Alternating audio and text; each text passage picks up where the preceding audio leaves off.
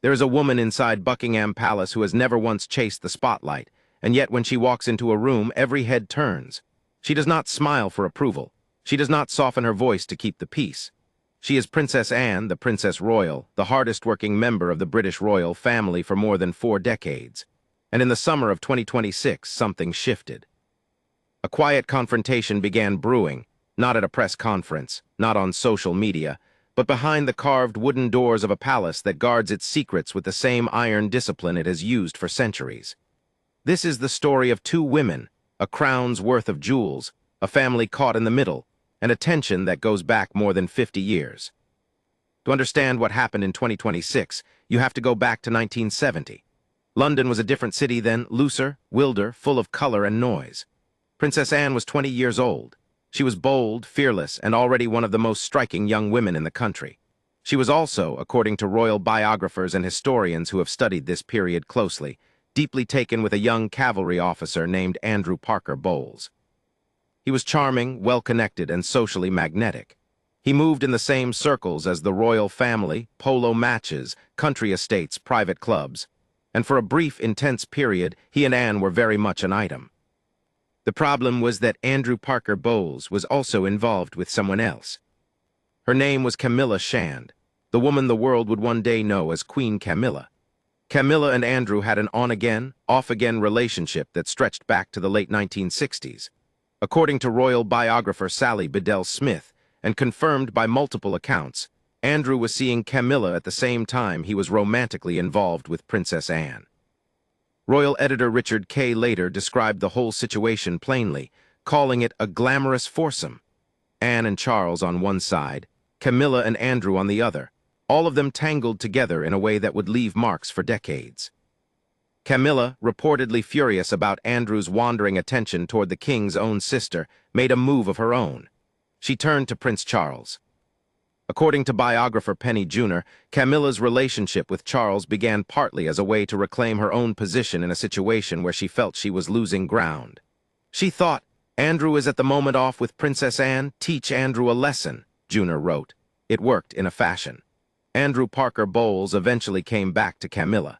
They married in 1973. Princess Anne, reportedly devastated by the end of that relationship, married Captain Mark Phillips the same year. A union that many royal observers have suggested was partly a rebound from the Parker Bowles heartbreak. None of this, of course, was spoken about openly. The royal family does not do open. It does silence and formality and long institutional memory. But the history was always there, buried just beneath the surface of every public appearance where Anne and Camilla stood side by side and smiled for the cameras. The bad blood between them was not invented by tabloids.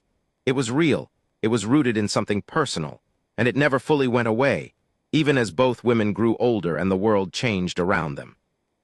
For years, the two managed a careful, functional distance. There were moments of apparent warmth.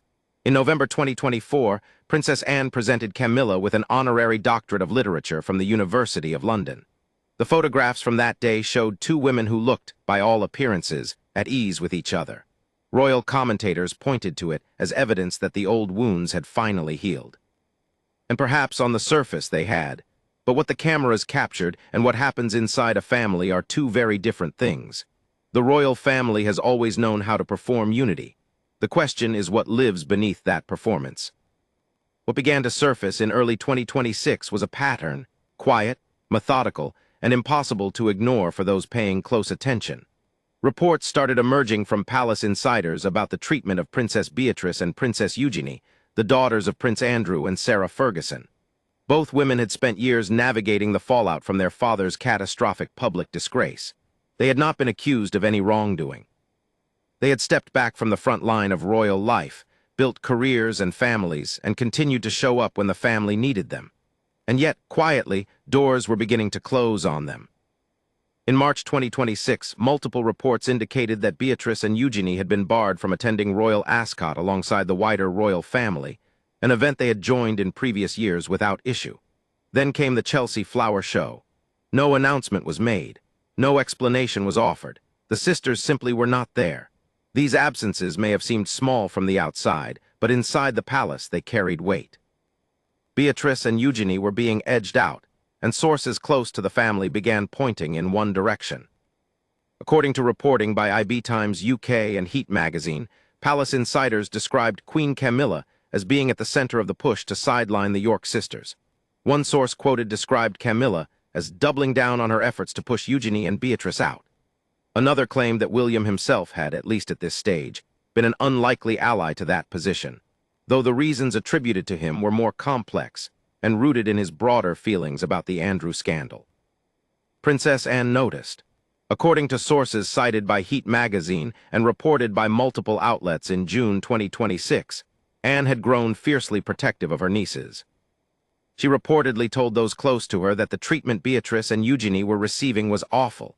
She did not believe Charles was the driving force behind their exclusion. In fact, sources indicated she believed the decisions had Camilla's fingerprints all over them. She reportedly felt that an outsider was being cruel to members of her blood family, and that she was not going to stay quiet about it. Anne pushed for a confrontation. She pressed for King Charles to reconsider the directions coming out of the palace regarding the York sisters. The tension between her and Camilla, dormant for years, had found a new flashpoint. Then came June 6, 2026, and the wedding of Peter Phillips to Harriet Sperling. Peter is Princess Anne's son, Queen Elizabeth's eldest grandchild, a man who carries no royal title because Anne declined titles for her children at birth, a deliberate choice that speaks to her philosophy about what royal life should look like. Peter and Harriet married at All Saints Church in Kemble, Gloucestershire, close to Anne's Gatcombe Park estate. It was a private family occasion. Senior royals attended, including King Charles, Queen Camilla, Prince William, and Princess Kate. Before the wedding, a significant dispute broke out behind the scenes. The question was simple. Would Harriet Sperling be permitted to wear a tiara from the royal collection on her wedding day? The answer, according to multiple reports from Radar Online, New Idea, Yahoo Style, and the IB Times UK, was that Camilla's office moved to block it. The reason given was that Harriet did not come from an aristocratic background and was not part of the royal bloodline. The ruling, according to palace sources, landed like a slap. Peter Phillips' first wife, Autumn Kelly, had worn Princess Anne's festoon tiara at their 2008 wedding. Peter's sister Zara Tyndall wore her mother's meander tiara at her 2011 wedding to Mike Tyndall. These were pieces that had always been understood to be Anne's to lend, as she saw fit, to her own family for the most important days of their lives. Princess Anne reportedly turned to Prince William. Sources quoted by the Royal Insider Network and reported by the Daily Express and multiple outlets said that William intervened directly, authorizing what was described as a total administrative lockdown of the royal vault, to ensure that Peter's bride could access a tiara if Anne chose to lend one. William, by all accounts, was furious. A source told New Idea. He wanted her to have that option, but Camilla objected. Another source was more direct. In his view, it's not Camilla's job to police royal heirlooms. The tension at the heart of this was not really about a piece of jewelry. It was about authority, about who had the right to make decisions about objects that had belonged to one branch of the family, and whether the Queen Consort's office could extend its reach into spaces that had never before been within its jurisdiction. Harriet Sperling walked down the aisle in a headpiece loaned to her by Pragnell, the same jeweler who created her engagement ring. It was a dignified solution to an undignified situation, and it gave the wedding the grace it deserved.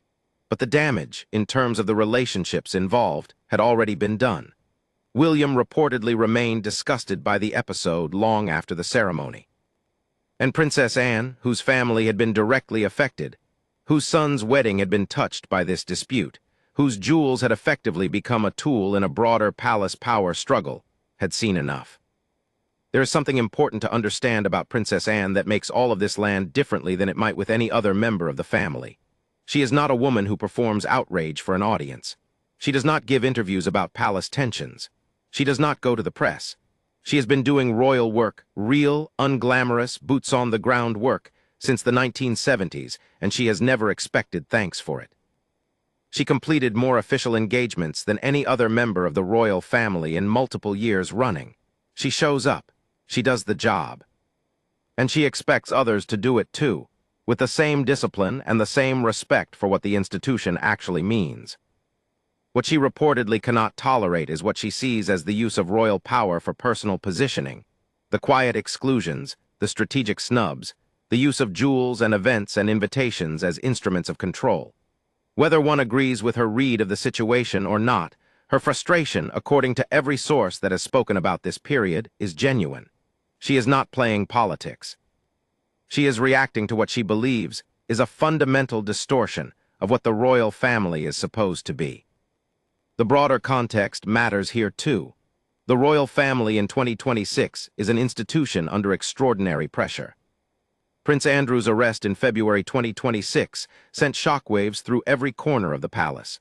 The family was described by one outlet as gathering for Commonwealth Day in March in what was the most united showing yet of senior working royals.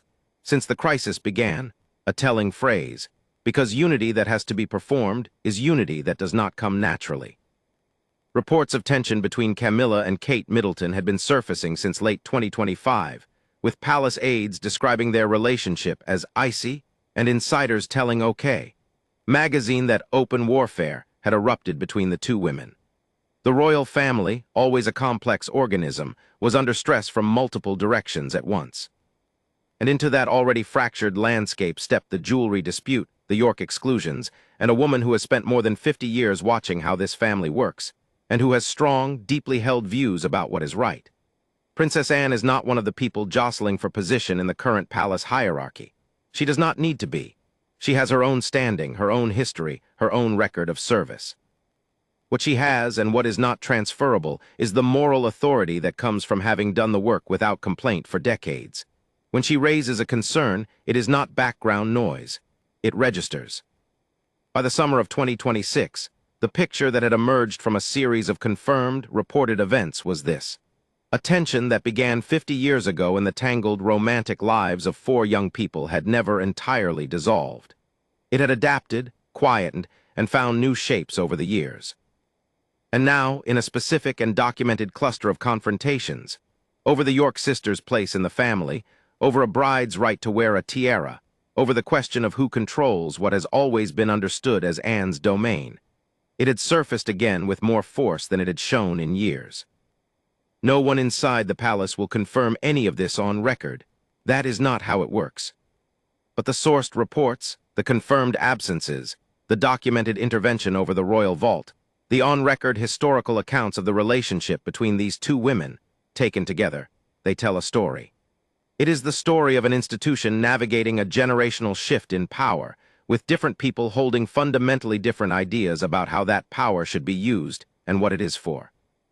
And it is the story of a woman, quiet, unsmiling, relentlessly capable, who has decided at this particular moment that enough is enough. History in the British royal family is never really the past. It is the foundation of everything that happens in the present.